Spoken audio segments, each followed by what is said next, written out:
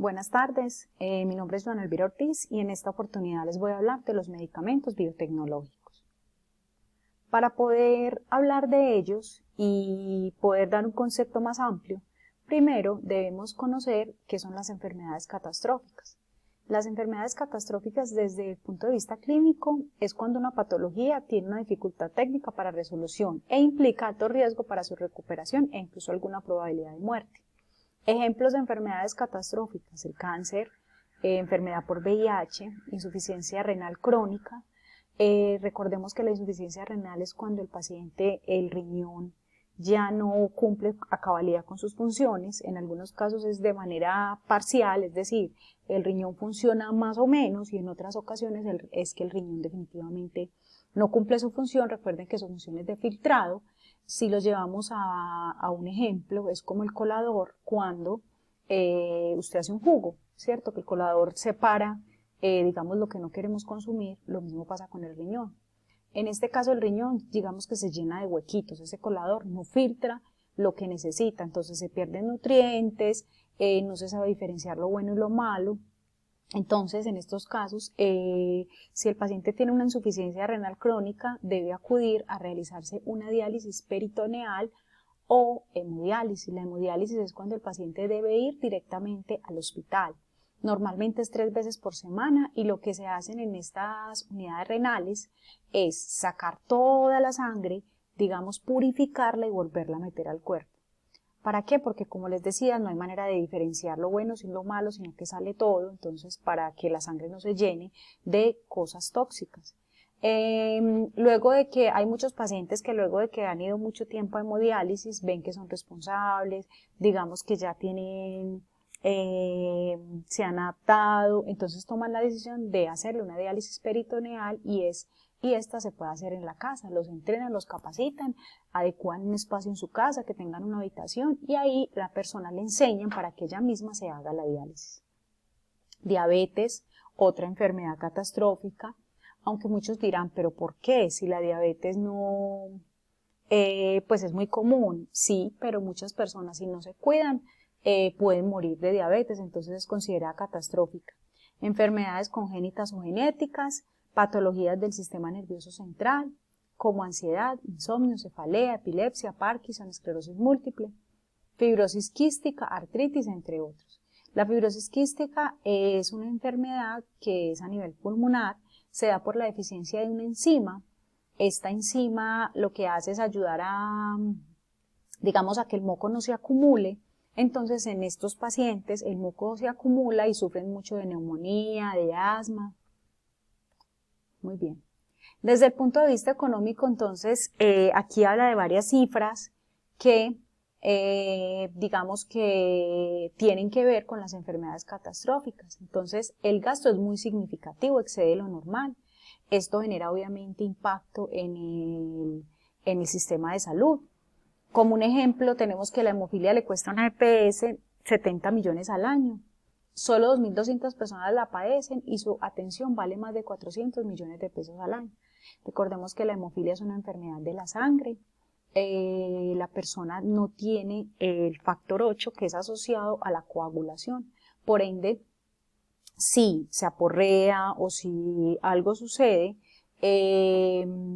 esa persona pues se puede sangrar. Normalmente no tiene un pronóstico de vida muy largo, precisamente por eso, porque las personas, los niños, imagínense cómo controlan un niño. Entonces los niños se caen y simplemente golpeándose con esa situación ya se pueden desangrar y pueden fallecer.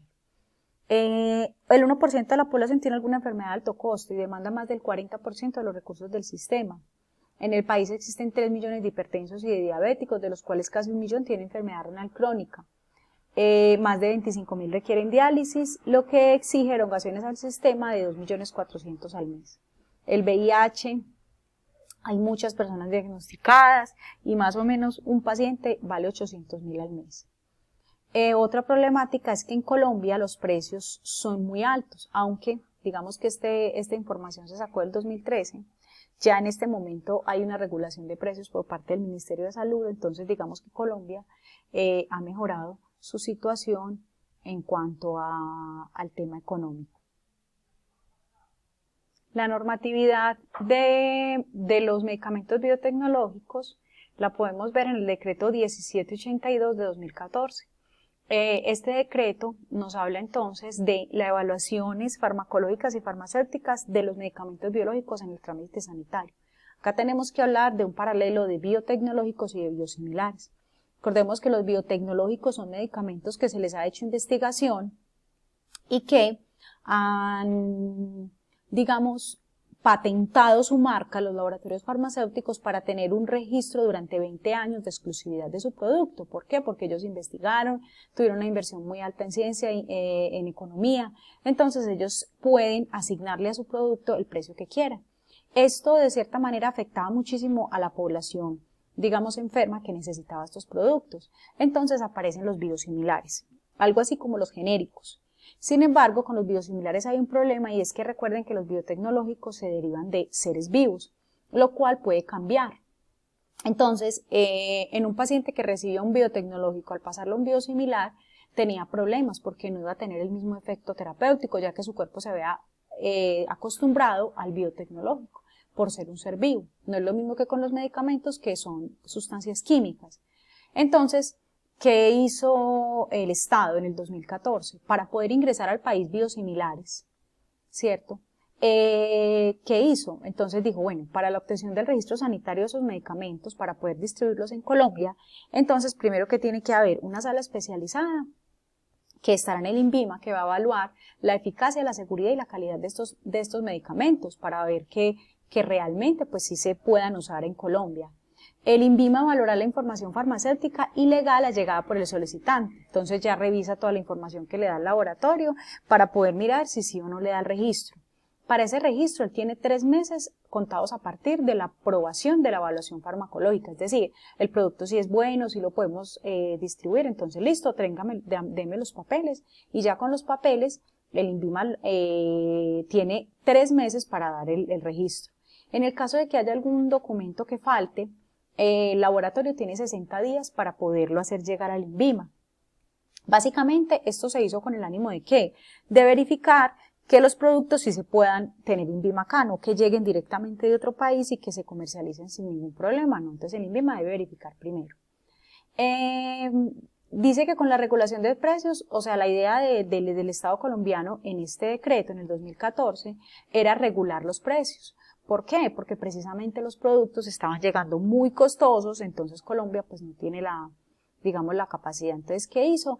Empezó a ingresar biosimilares en el mercado, mirando en ese momento las patentes vencidas de los biotecnológicos. Es decir, si ya el producto biotecnológico tenía, entonces empezaban a ingresar biosimilares para poder equilibrar, digamos, los costos que implicaban en algunos pacientes estos productos. ¿Cuánto tienen de registro sanitario de vigencia? 5 años. La política farmacéutica nacional tiene que ver mucho con el tema de biotecnología. ¿Por qué? Porque esta política farmacéutica habla mucho de los recursos financieros de salud. Los recursos financieros de salud tienen que ver mucho con este tema de biotecnología por el tema económico. Son medicamentos muy costosos, entonces hay que hacer un uso eficiente, valga la redundancia. Aquí habla de ineficiencia, es decir, que no se estaban administrando correctamente los recursos. Entonces hay que mirar cómo se pueden este tipo de medicamentos, mirar bien las necesidades de los pacientes, cuáles pueden ser biotecnológicos o cuáles pueden ser biosimilares. No había hablado del uno, que es el uso inadecuado y irracional de los medicamentos y deficiente calidad en la atención. Acá entonces básicamente se busca que haya un buen uso de los medicamentos, que haya una educación continua dirigida al personal, es decir, que las personas que manejen estos medicamentos tengan la capacitación, monitoreo y vigilancia suficiente en publicidad, que la publicidad llegue directamente al médico o a la persona que realmente, no que se preste para otro tipo de manejo de información. Recordemos que entonces van a decir los biotecnológicos, ¿quién los suministra? Los debe suministrar el Estado. ¿A través de qué? De los 2 tipos de regímenes que hay, el régimen subsidiado y el contributivo. Recordemos que el subsidiado, personas clase pobre colombiana que no tiene posibilidad de pago de salud. Entonces el Estado le subsidia o contributivo personal con capacidad de pago que simplemente trabaja y puede pagar su salud. Entonces, mediante estos dos tipos de regímenes se subsidia estos medicamentos. Sin embargo, hay personas que los quieren comprar, pues es normalmente, cierto, es natural, y personas que tienen la capacidad económica de hacerlo. En esos casos, hay un listado en el INVIMA de establecimientos farmacéuticos que son los únicos que pueden distribuir estos medicamentos. Estos medicamentos no los van a conseguir ni en Pasteur, ni en el Éxito, no, en ese tipo de servicios no. ¿Por qué? Porque son medicamentos muy costosos. Estamos hablando de medicamentos de 7 millones, 5 millones, 4 millones. Entonces, hay un listado que lo tiene el INVIMA, que es donde están todos los establecimientos donde se pueden conseguir estos medicamentos. Dice que el POS define aquí hablaríamos es del plan de beneficios, que define cuáles son algunos de estos medicamentos que ingresan y otros deben ser adquiridos a través de el MIPRES. Ya por allá vamos a llegar a esa parte. Vamos a hablar entonces de los procesos generales y especiales en el servicio farmacéutico de este sigla MAC significa medicamentos de alto costo. Tenemos entonces, vamos a retomar todos los procesos que se hacen en un servicio farmacéutico, pero los vamos a enfocar en los medicamentos de alto costo y o biotecnológicos. Selección y adquisición. Entonces, para hacer selección y adquisición, lo primero que hay que hacer es unos estudios de morbilidad. En este caso son totalmente necesarios. Se requiere conocer cuántas personas padecen X o Y enfermedad. Voy a poner un ejemplo con la fibrosis quística. Necesitamos saber cuántos pacientes de SURA, un ejemplo, tienen fibrosis quística. Acorde a eso, yo tengo que seleccionar y adquirir los medicamentos que usan estos pacientes de fibrosis. Consumo histórico, ¿qué cantidad consume cada paciente? Si consume 6 ampollas mensuales, si consume 12, bueno, estoy de acuerdo pues al criterio médico. Y por último, selección y adquisición, tenemos la prescripción médica. ¿Por qué la prescripción se convierte en un filtro de selección y adquisición? Porque puede pasar que este paciente, la EPS no te mande en el estudio de morbilidad o no tengas acceso a ese estudio de morbilidad. Simplemente el paciente llegue directamente al servicio y llegue con la fórmula médica. Entonces, con base en esa fórmula, tú vas a seleccionar y adquirir ese producto. Adicional a eso, ¿qué tengo que hacer? Ya tengo entonces los datos, cuánto necesito, listo. Debo consultar en la página del INVIMA que ese producto, que ese medicamento sí tenga registro, ¿cierto? Recuerden que son 5 años, entonces debo mirar que no tenga ningún problema. Verificar el cumplimiento de la prescripción médica de acuerdo a parámetros de la entidad de salud. Yo tengo que verificar que esa fórmula médica cumpla con los requerimientos que la entidad dice. Ejemplo, usted puede trabajar en una farmacia donde allá, por ejemplo, usted tenga que dispensarle a 3 EPS. Ejemplo, 9 EPS, Salud Total y Sura, un ejemplo. 9 EPS tiene un protocolo, Salud Total tiene otro y Sura tiene otro. Entonces yo tengo que verificar que esa fórmula sí cumpla, porque ¿qué pasa si yo lo selecciono y lo adquiero y la fórmula está mala? Entonces eso va a ser una pérdida para la empresa. Yo tengo que verificar primero que esa fórmula cumpla con ese requerimiento de la entidad, que la entidad lo pague, porque si no, yo estaría incumpliendo en un protocolo. Y por último, realizar el pedido al laboratorio importador, es decir, yo tengo que realizar el pedido al que es, lo que les decía ahorita. Puede que tenga convenio directamente con el laboratorio, listo, o puede que lo necesite hacer a través de los establecimientos autorizados. Entonces debo verificar en el INVIMA cuáles son los lugares donde lo puedo comprar y allá directamente. No puedo hacerlo con intermediarios porque entonces me pueden dar medicamentos que estén en el mercado negro. En recepción administrativa y recepción técnica. Bueno, entonces ya hablamos de selección, vamos a la recepción. En administrativa, acá es muy importante la orden de compra. ¿Por qué? Porque yo tengo que verificar que esa orden de compra sí corresponda al precio pactado con el que yo pacté a la hora de llamar. Entonces comparo los precios, porque estamos hablando de medicamentos muy costosos, verifico las cantidades y verifico la factura versus orden de compra que sí me hayan cumplido con este precio. En la recepción técnica, entonces verifico nuevamente que el INVIMA esté en ese momento todavía vigente. Reviso el lote, la fecha de vencimiento, inspección organoléptica, entonces reviso que la ampollita sí sea del color, que si es de nevera que llegue, las cajas no estén mojadas,